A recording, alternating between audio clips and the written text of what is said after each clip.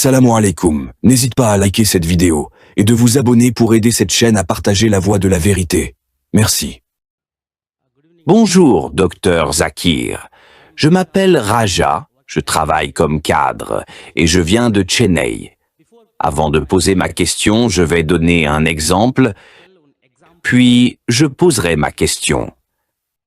Les scientifiques ont inventé de nombreux instruments pour les êtres humains.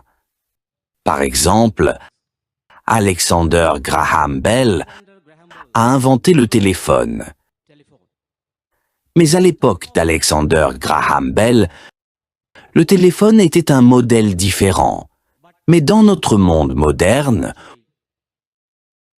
au XXIe siècle, nous utilisons le téléphone portable. Nous envoyons des emails, des extraits Internet, des photos partout dans le monde. Ce que je veux dire, c'est que tout ce qui est fait par l'homme, une personne peut le changer. Mais une chose que je comprends, bien que je sois une personne spirituelle, c'est que le cycle hebdomadaire, c'est-à-dire les 7 jours de la semaine, est uniformément suivi partout dans le monde, que ce soit en Inde, en Afghanistan, aux États-Unis, en Allemagne, en Europe, au Moyen-Orient, en Afrique, peu importe, environ 8 milliards suivent le cycle hebdomadaire, c'est-à-dire 7 jours, du dimanche au samedi. Je pense, docteur Zakir, que ce cycle hebdomadaire de 7 jours n'est pas créé par un être humain. J'ai compris que le cycle hebdomadaire est créé par le Créateur Tout-Puissant. Ma question que je pose maintenant est, ce cycle de 7 jours est-il écrit dans le Coran? Et une autre sous-question est, y a-t-il un ordre de la création mentionné dans le Coran? C'est tout. Le frère a posé une question. Il dit que normalement, lorsque nous inventons, un être humain invente. Il a donné l'exemple d'Alexander Graham Bell qui a inventé le téléphone, mais avec le temps, cela continue de changer. Et maintenant, nous avons le téléphone portable qui est différent, mais ce sont des créations humaines. Mais le cycle hebdomadaire que nous avons dans le monde entier est une création de Dieu Tout-Puissant. Il est fait par Dieu Tout-Puissant. C'est pourquoi il est suivi dans le monde entier. Il veut savoir si, à propos de cette création du monde, c'est mentionné dans le Coran, mentionné dans Al-Kitab. Mon frère, laissez-moi vous dire une chose, je suis d'accord avec vous. Les êtres humains, quand ils font quelque chose, ils inventent, cela continue d'évoluer, de s'améliorer. Contrairement à Dieu, Dieu est parfait. Il crée quelque chose. Il peut le rendre parfait. Ou il peut le révéler par étapes. Car la création qu'il a créée, nous ne la comprenons peut-être pas entièrement au début. Par exemple, il a envoyé de nombreux messagers.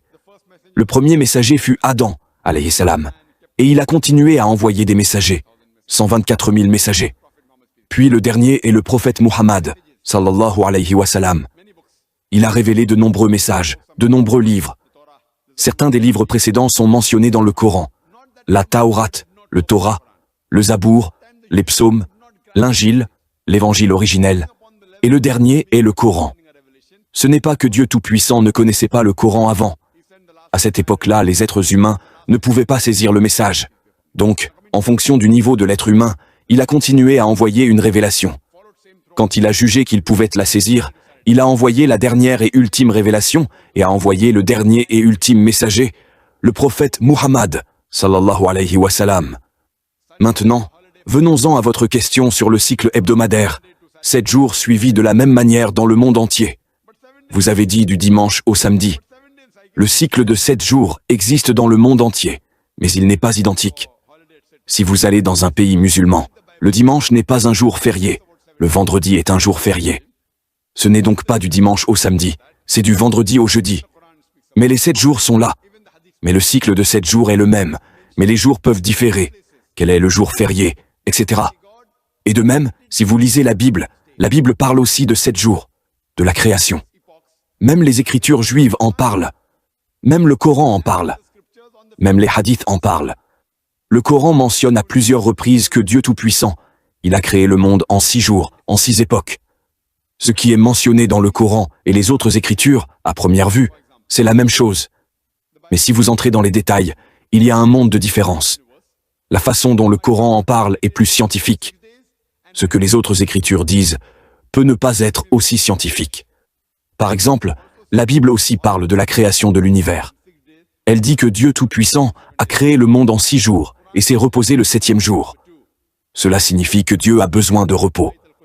Le Coran dit aussi que Dieu Tout-Puissant a créé le monde en 6 jours, mais ne dit pas que Dieu s'est reposé le 7e jour. Pourquoi? Parce que le Coran dit dans la sourate Al-Baqarah, dans Ayatul Kursi, Allah, point de divinité à part lui, le vivant, celui qui subsiste par lui-même.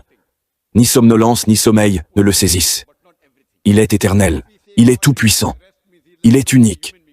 Nulle somnolence ne le saisit, et il n'a pas besoin de repos. Dieu Tout-Puissant n'a donc pas besoin de dormir, il n'a pas besoin de repos. Alors, où est la question de son repos? Une grande partie des passages correspond, mais pas tout. Si nous disons que Dieu a besoin de repos, cela signifie qu'il est comme vous et moi, un être humain, qui a besoin de repos. Dieu Tout-Puissant n'a pas besoin de repos. Nous différons donc ici. Ce qui est mentionné dans la Bible, cela parle de 6 périodes de 24 heures. 6 jours de 24 heures, ce dont les scientifiques disent que l'univers n'aurait pas pu être créé en 6 jours de 24 heures. Les scientifiques ne sont donc pas d'accord avec le récit mentionné dans l'Ancien Testament, dans la Bible. Quant au Coran, le Coran ne mentionne nulle part que Dieu Tout-Puissant a créé en 6 jours de 24 heures. Le mot arabe « yaoum », le pluriel est « ayam » mentionné dans le Coran, a 2 significations. Une signification de yaoum est un jour normal de 24 heures comme nous en avons. Et l'autre signification est une période. Elle peut être de n'importe quelle longueur, comme une époque. Et les scientifiques n'ont aucun problème à accepter que l'univers a été créé en 6 époques, en 6 longues périodes. Peut-être des millions d'années, il n'y a pas de problème. Nous différons donc ici. En ce qui concerne la création, le Coran a des centaines de versets qui parlent de la création. Je peux donner une conférence là-dessus. Le temps ne me le permet pas. Je mentionnerai juste quelques exemples. J'ai dit, de quoi parle le Coran à propos de la création? Il parle d'un nombre incalculable de choses, mais la plupart des choses que le Coran a mentionnées, nous ne les connaissions pas à l'époque où le Coran a été révélé. Lorsque le Coran a été révélé, il y a 1400 ans, ces choses étaient inconnues. Par exemple, aujourd'hui, quand nous demandons à un scientifique, il vous dira, quand nous lui demandons « Comment notre univers est-il apparu ?» Il vous dira qu'initialement, il y avait une nébuleuse primitive. Puis, il y a eu une séparation secondaire, un Big Bang, qui a donné naissance aux galaxies, aux étoiles, aux planètes, au Soleil, ainsi qu'à la Terre sur laquelle nous vivons. Cela a été découvert par quelques scientifiques il y a environ 35 à 40 ans. Et ils ont appelé cela le Big Bang. Maintenant, ce qui a été découvert il y a 40 ans, que les scientifiques d'aujourd'hui appellent le Big Bang, est mentionné dans le Coran, il y a plus de 1400 ans, dans la sourate Al-Anbiya, chapitre 21, verset 30, qui dit « Ceux qui ont mécru, n'ont-ils pas vu que les cieux et la terre formaient une masse compacte? Ensuite, nous les avons séparés. » Ici, le Coran parle de la création de l'univers. En bref, que le ciel puis la terre étaient joints ensemble, et nous les avons séparés.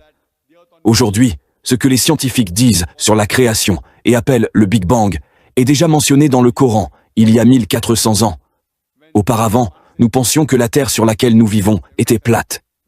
Il y a seulement quelques centaines d'années, nous l'avons appris lorsque Sir Francis Drake, en 1577, en naviguant autour de la Terre, a prouvé que la Terre était sphérique. Le Coran a mentionné cela il y a 1400 ans, dans la sourate An-Nazi'at, chapitre 79, verset 30. Et quant à la Terre, après cela, nous l'avons étendue en forme d'œuf. Le mot arabe « dahaha », l'une de ses significations est une étendue, et la Terre est une étendue.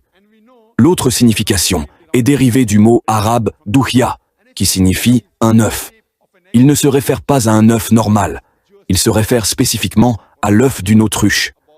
Et nous savons que le monde n'est pas complètement rond comme une balle, il est aplati au pôle. Et si nous analysons la forme d'un œuf d'autruche, elle aussi est de forme géosphérique. Imaginez, le Coran parle de la forme géosphérique de la Terre il y a 1400 ans. Auparavant, nous pensions que la lumière de la Lune était sa propre lumière. Récemment, nous avons appris en science, il y a 100 ans, 200 ans, que la lumière de la lune n'est pas sa propre lumière, mais une lumière réfléchie. Le Coran mentionne cela il y a 1400 ans, dans la sourate Al-Furqan, chapitre 25, verset 61, que Dieu Tout-Puissant a créé les constellations dans le ciel et y a placé une lampe, le soleil ayant sa propre lumière, et la lune ayant une lumière réfléchie, ou une lumière empruntée. Le mot arabe utilisé pour la lumière de la lune est munir ou nour, ce qui signifie lumière empruntée ou lumière réfléchie. Mais pour la lumière du soleil, il est appelé wahaj, siraj, diya, signifiant une torche, une lampe ardente, une gloire brillante, indiquant que la lumière du soleil est sa propre lumière. De cette manière, il y a de nombreux versets dans le Coran qui parlent de la création, parlent d'astronomie. Quand j'étais à l'école, j'avais appris que le soleil, bien qu'il tourne autour de la galaxie, ne tournait pas sur son propre axe. Il était stationnaire. Le Coran mentionne dans la sourate Al-Anbiya, chapitre 21, verset 33. C'est Allah qui a créé la nuit et le jour, le soleil et la lune, chacun voguant dans une orbite avec son propre mouvement. Le Coran dit que le soleil et la lune, en plus de tourner autour de la galaxie, tournent aussi sur leurs propres axes. Et aujourd'hui, après les progrès de la science, nous savons que nous pouvons avoir l'image du soleil sur une table. Et nous constatons que le soleil a des taches noires. Et il faut environ 25 jours pour que ces taches noires complètent une rotation, indiquant que le soleil prend environ 25 jours pour effectuer une rotation. De cette manière, le Coran parle du ciel comme d'un plafond protégé dans la sourate Al-Anbiya, chapitre 21, verset 32. Le Coran parle du premier état de la matière qui est le plasma. Le Coran dit dans la sourate 51, verset 47, que nous avons créé l'immensité, l'univers en expansion, ce que nous avons appris récemment. Ainsi, de cette manière, le Coran parle de la création à plusieurs endroits. Mais le point à noter est que contrairement aux autres écritures, même les autres écritures, les Védas, la Bible, les autres écritures, parlent de la création. Maintenant, beaucoup de versets qu'elles disent sur la création correspondent à la science. Mais beaucoup de versets vont aussi à l'encontre de la science établie. Mais en ce qui concerne le Coran contient plus de 6000 versets, dont plus d'1 millier parlent de science. Et pas un seul verset du Coran ne va à l'encontre de la science établie. La différence entre le Coran et les autres écritures est que pas un seul verset du Coran ne va à l'encontre de la science établie. Il peut aller à l'encontre d'hypothèses scientifiques qui font des volte-face. Mais pas un seul verset ne va à l'encontre de la science établie. C'est la raison pour laquelle le Coran est un livre unique. Et nous disons que c'est la seule révélation de Dieu Tout-Puissant, la seule écriture religieuse qui a été maintenue dans sa forme pure et qui est non corrompue. C'est la raison pour laquelle, même si vous appliquez le test de la science à toutes les écritures religieuses, toutes échouent au test, sauf le Coran. Le Coran est la seule écriture religieuse sur la face de la terre qui passera le test de la science. J'espère que cela répond bien à la question.